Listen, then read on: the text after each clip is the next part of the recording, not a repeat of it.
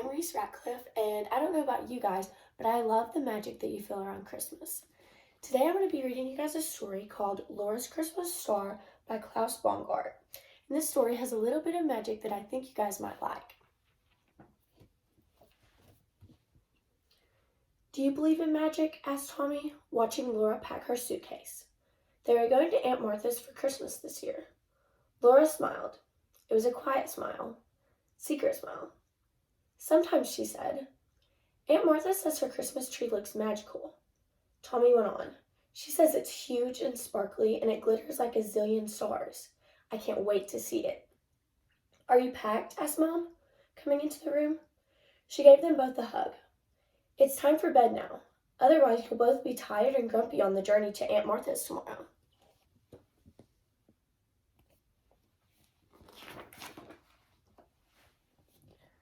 Laura closed her eyes, letting pictures of a zillion glittery stars float into her thoughts. Is it morning now? Asked Tommy. Laura opened one eye.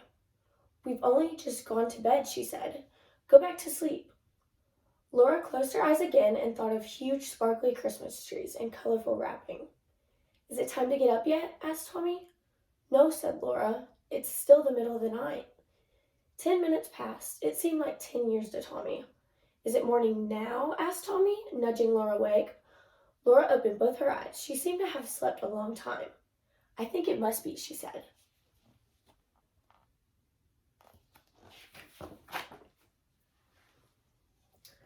Laura and Tommy jumped up, pulled on their clothes, and ran into Mom and Dad's bedroom. It's not time to get up, groaned Mom, waking up. Go back to bed. Laura and Tommy wandered back to their room, but they didn't go to bed. They sat by the window, staring out at the zillions of sparkly, glittery stars. Look, cried Tommy, pointing. That star's brighter than the others. Laura smiled her secret smile. The bright star was her own special magic star. She had once rescued it when it had fallen from the sky. When it was better, she had set it free. Though it was now far away, she knew it was her friend.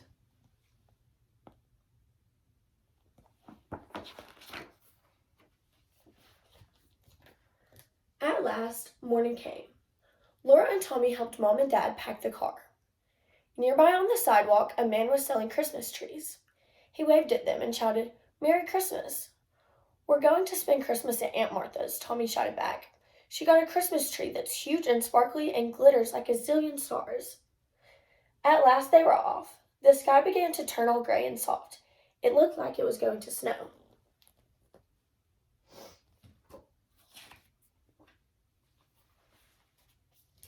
As they reached the country, beautiful snowflakes began to drift down.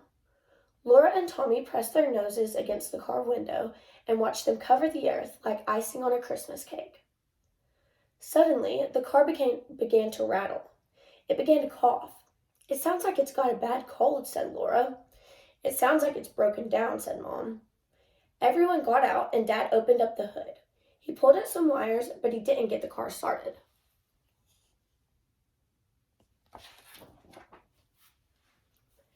Everyone climbed back into the car and waited for the repairman to arrive. It grew colder and colder, and everyone huddled together to keep warm. Dad tried singing Christmas songs and telling jokes, but the songs sounded flat, and the jokes weren't funny. I'll tell you a story, said Laura. It's about a magic Christmas star that saves everybody. But as she started, Tommy began to cry. There's no such thing as magic, he whispered sadly. We'll never get to Aunt Martha's now. I'll never see her huge sparkly Christmas tree that glitters like a zillion stars.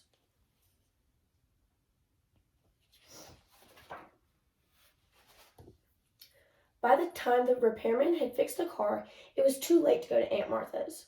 Tommy tried not to cry as Dad drove back home, and they carried their suitcases into the house.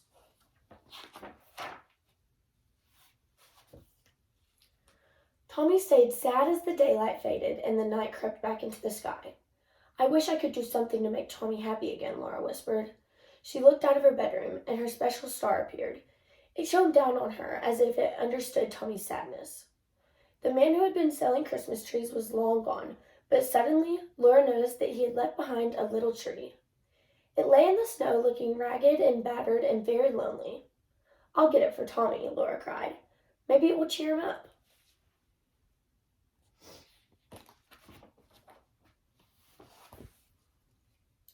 Laura ran outside to where the little tree was lying. "Come indoors with me," she said. "You look awful lonely out there here on your own."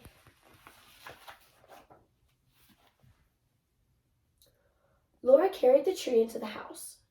"Thanks for getting it," said Tommy sadly. "It's a nice little tree, but it's not very sparkly, is it? It's not very glittery."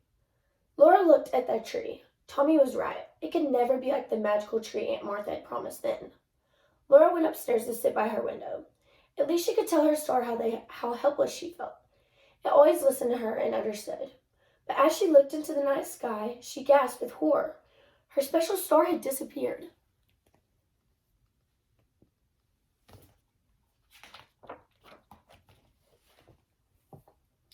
Now Laura was as sad as Tommy. There wasn't much to feel happy about now that she had lost her special friend. And maybe Tommy was right. Maybe there was no such thing as magic after all. Suddenly she heard Dad calling to them. "Laura, Tommy, come here quickly." Puzzled, the two children trailed downstairs. "Look," gasped Mom as they all stood by the living room door. Laura and Tommy looked. They couldn't believe what they were seeing. "It's wonderful," cried Tommy, turning to Laura with shining eyes. "But how could it have happened?"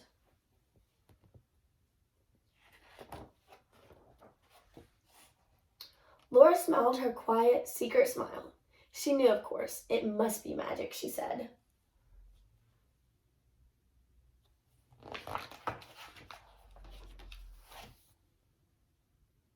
I hope you guys all enjoyed this story, and I hope you guys all have a magical Christmas and happy holidays.